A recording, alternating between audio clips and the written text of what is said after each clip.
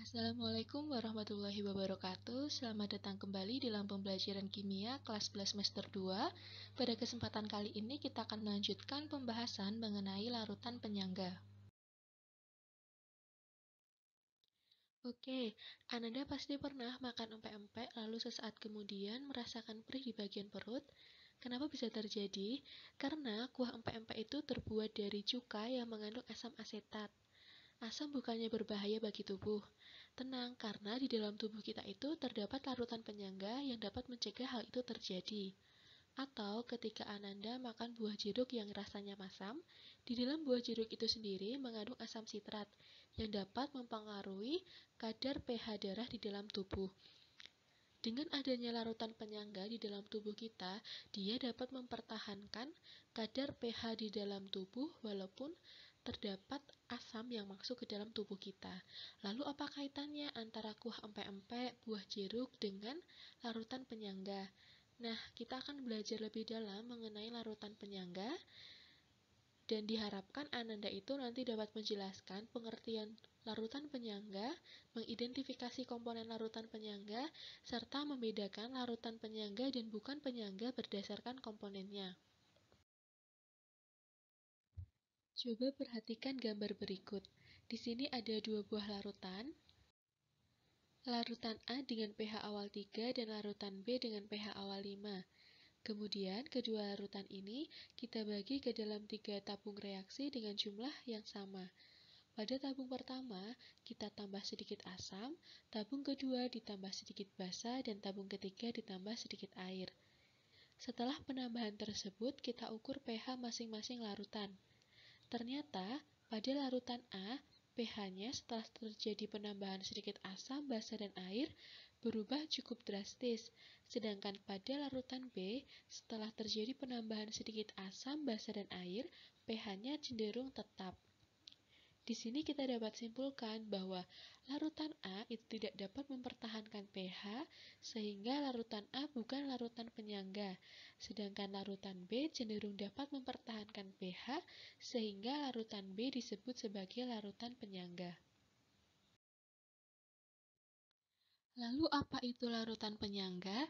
Sesuai dengan ilustrasi sebelumnya, kita dapat mengetahui bahwa larutan penyangga adalah larutan yang relatif mampu mempertahankan pH sistem pada kisarannya apabila terjadi upaya untuk menaikkan, menurunkan pH maupun pengenceran.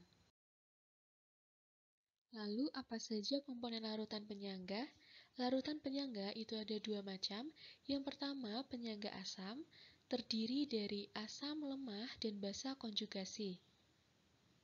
Berikut pada tabel bisa dilihat ada asam lemah, basa konjugasi, dan garam pembentuk basa konjugasi. Yang kedua ada penyangga basa, yang terdiri dari basa lemah dan asam konjugasi. Pada intinya, komponen larutan penyangga itu adalah asam atau basa lemah dengan asam atau basa konjugasinya. Apa itu asam konjugasi, basa konjugasi? Kita ingat pada materi sebelumnya mengenai asam basa menurut Bronsted-Lowry. Kita lanjutkan pembahasan mengenai asam basa konjugasi. Pada materi sebelumnya, di materi asam basa, Anda sudah belajar tentang asam basa konjugasi. Bisa dilihat dalam tabel, di situ ada daftar asam dan juga daftar basa konjugasinya. Lalu bagaimana caranya kita bisa membedakan mana yang itu asam konjugasi, mana yang basa konjugasi? Jadi, pasangan asam basa konjugasi itu merupakan pasangan antara asam dan basa yang berselisih satu buah ion H+, di mana setiap asam dia punya pasangan basa konjugasinya dan setiap basa dia punya pasangan asam konjugasinya. Cirinya adalah asam selalu memiliki satu ion H+ lebih banyak dibandingkan dengan basa dan muatan asam itu lebih besar satu buah dibandingkan muatan basa.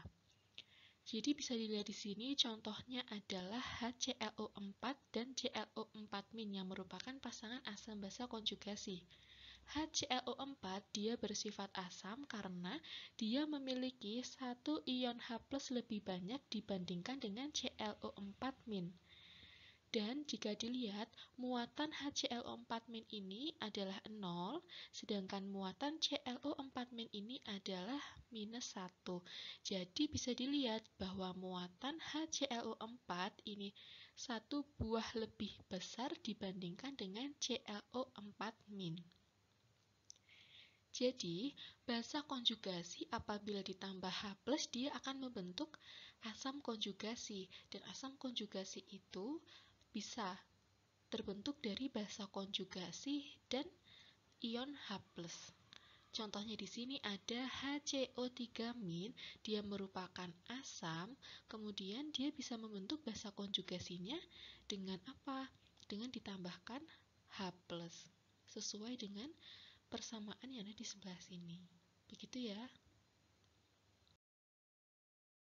Sekian pembahasan kali ini mengenai definisi dan komponen larutan penyangga. Sampai berjumpa di pembahasan-pembahasan selanjutnya. Wassalamualaikum warahmatullahi wabarakatuh.